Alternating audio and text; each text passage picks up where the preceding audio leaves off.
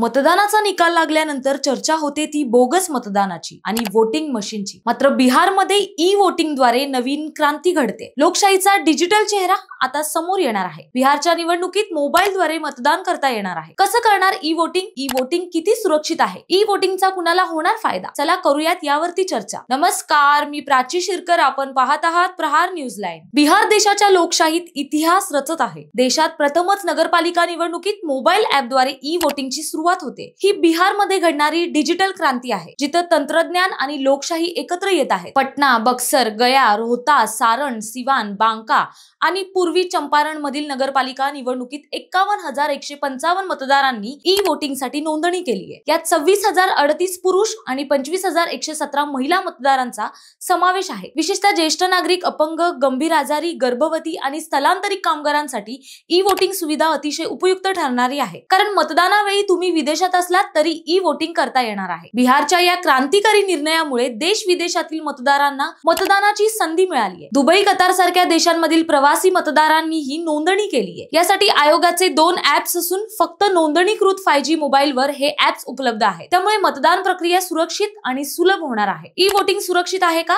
असा प्रश्नही उपस्थित केला जातोय। बिहार निवडणूक आयोगाने ब्लॉकचेन तंत्रज्ञान, चेहरा ओळख आणि कृत्रिम बुद्धिमत्तेचा वापर करून ही प्रणाली टॅम्पर प्रूफ बनवली आहे। एका नोंदणीकृत मोबाईलवरून जास्तीत जास्त 2 मतदार, उदाहरणार्थ पती पत्नी, मतदान करू शकतात। याशिवाय हेल्पलाईन आणि वेबसाईटद्वारेही मतदारांना मार्गदर्शन उपलब्ध करून दिले जाणार आहे। बिहार देशात प्रथमच ई वोटिंग लागू करत आहे। इस्टोनिया सारख्या मोजक्या देशांनीच असा प्रयोग केलाय। 10 ते 22 जून पर्यंत ई वोटिंग बाबत जागरूकता मोहीम राबवली गेली। याला उत्तम प्रतिसाद मिळाला आणि ही प्रणाली पारदर्शक आणि सुरक्षित आहे, असं बिहारचे निवडणूक आयुक्त दीपक प्रसाद यांनी स्पष्ट केलंय। आता ई वोटिंगचे फायदे काय हेही पाहणं महत्त्वाचं आहे। ई वोटिंग प्रणाली मतदानाची टक्केवारी वाढवेल, विशेषतः स्थलांतरित आणि अपंग मतदारांचा यात सहभाग वाढेल। पेपरलेस मतदानामुळे पर्यावरणाला फायदा होईल आणि प्रक्रिया वेगाने होईल। तर दुसरीकडे स्मार्टफोन वापरणाऱ्यांनी ई वोटिंग प्रणालीबाबत समाधान व्यक्त केले, तर काही सामाजिक कार्यकर्त्यांनी स्मार्टफोनच्या उपलब्धतेबाबत प्रश्न उपस्थित केले आहेत। असं असलं तरी निवडणूक आयोगानं सावधगिरी बाळगण्याच्या सूचना दिल्या आहेत। यात OTP शेअर करू नये आणि संशयास्पद लिंक टाळण्याच्या सूचनांचा समावेश आहे। बिहारची ई वोटिंग क्रांती मतदानाला अधिक आधुनिक बनवत आहे। स्थलांतरित कामगार, ज्येष्ठ आणि अपंग मतदारांना नवी संधी मिळत आहे।